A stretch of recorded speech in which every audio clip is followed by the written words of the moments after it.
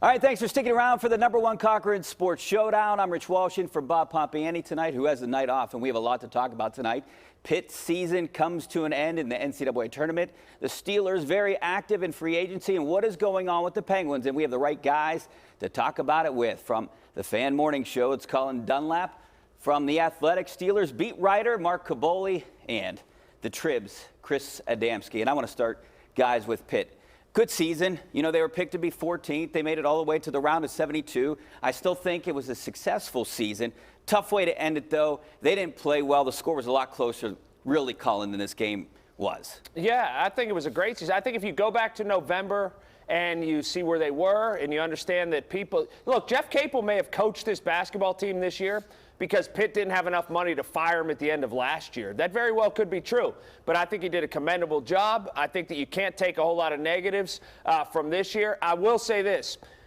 Is it a one-off or is it the first block in building something? Right now, and it's just a few hours after the season ended, but that's the biggest question. This season's done. Next year becomes one of the biggest Pitt basketball seasons in the last 15 or 20 years because it'll be defined. It will be. You'll be able to figure it out and you'll get your answer. Was it a one-off or was it something that started a springboard into something bigger? You're right. That's my next question, guys. And that is the biggest question. Where do they go from here? Is this a one-off or is this the start of something at Pitt? This isn't the, early 2000s Pitt team when you had Chevy Troutman and Levance Fields and you can bank on 3 or 4 years here. You're going to have to keep going about how you went about it, and you're going to have to hit that transfer portal. You're losing, what, 3 guys maybe? Maybe 4 guys of who contributed a lot out of, 6 players that actually play. It's not like they have guys in on the bench who's going to come up and do what these guys were able to do. I think he hit the jackpot this year, and I think it's okay to break it into parts. Pitt had a great season, but you can also be a little bit disappointed of how it ended a little bit because they didn't play well for the past month. They haven't, but I really think getting these 2 wins, imagine if that wide open 3 falls for Mississippi State. Maybe we do have a lot more sour taste for how good of a season it was. Even at that point, losing that game to Mississippi State would have been an incredible season to go from where they were the last 6 years of the program and being picked 14th in the conference to start the season.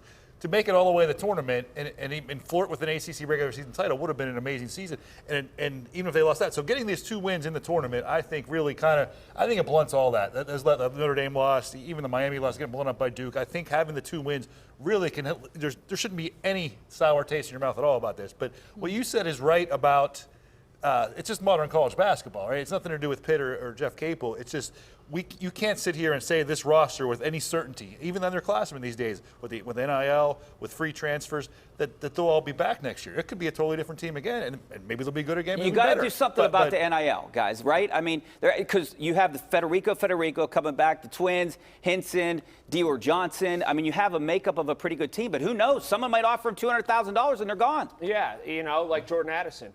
It very well could happen. I hope it doesn't. But would you be stunned if over the summer Federico all of a sudden one day says, "Well, I'm going to UCLA or I'm going to Texas or I'm going somewhere"? It wouldn't stun me because that's how college basketball is. But I think if you think that Federico's coming back and you have Jeffress will come back as well, Dior Johnson will come back, the twins will come back, Hinson will come back. That's a pretty good shell of a basketball team you can move forward with.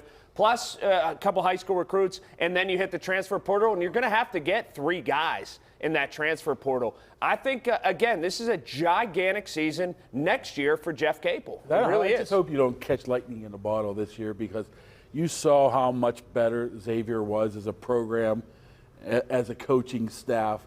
I mean, they just dominated that game from start to finish. They put together a game plan that Pitt had no idea what they were going to do here. So let's hope that they can just build off that like we keep talking. But once you start getting into that transfer portal, you're going to have to stay there.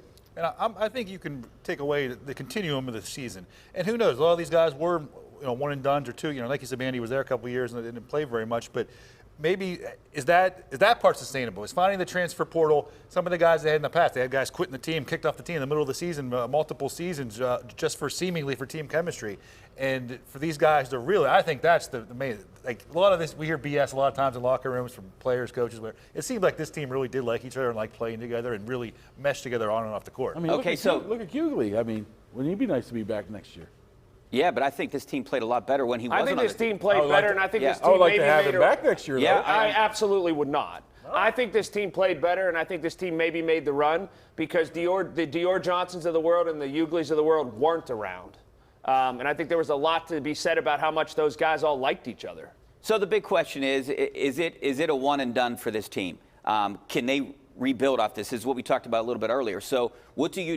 Do you extend Jeff Capel, Chris? I mean, they extended him back in, 2020? He has 4 years left. I mean, if you think you are building something here, everyone wanted to run him out of town last year. Do you extend him now?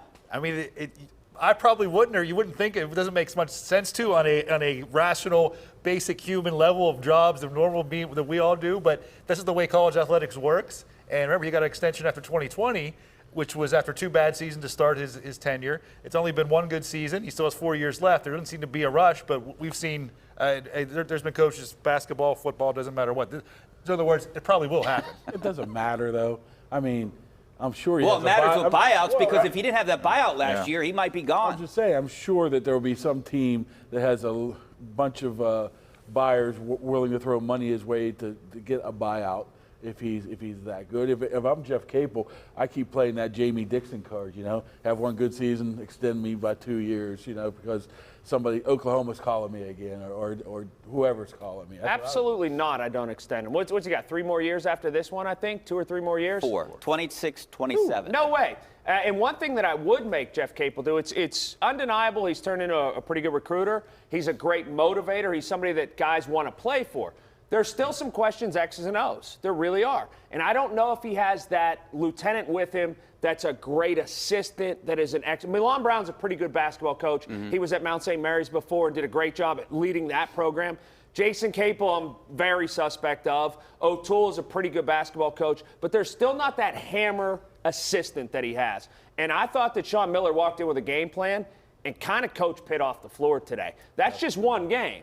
But that being said, there's still something left to be desired in-game X's and O's, I think, with this was Capel 1 and his game staff. today. We're talking after this game. They flirted with an ACC regular season title, and they made the round of 32. I mean, I don't even care. I'm not saying it's not a success, it. but I thought they got exposed today pretty badly by a Xavier team that was more talented, but a Xavier team that got a gazillion open looks. Even if Pitt basketball isn't back, and I think they're on the right track, the one thing that they did this year is create a buzz and create some excitement because Pitt basketball, I don't think people knew they existed anymore. And that was the hottest ticket in town in the early 2000s, and I think it's back now. It created a buzz. And with the ACC, with all the legendary coaches leaving now, you still have the Pitt is 20 years old. It still is kind of a gem. It really, for being as old as it is, it still has a real modern feel. I think it's still a good facility.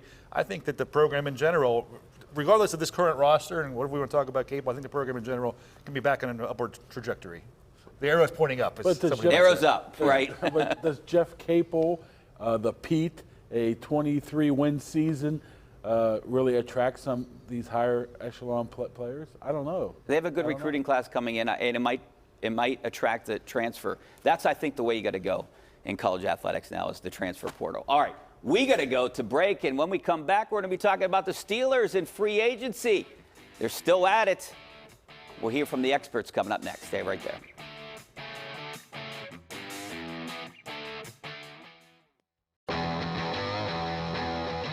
Number 1 Cochran Sports Showdown is brought to you by Number 1 Cochran. Go one better.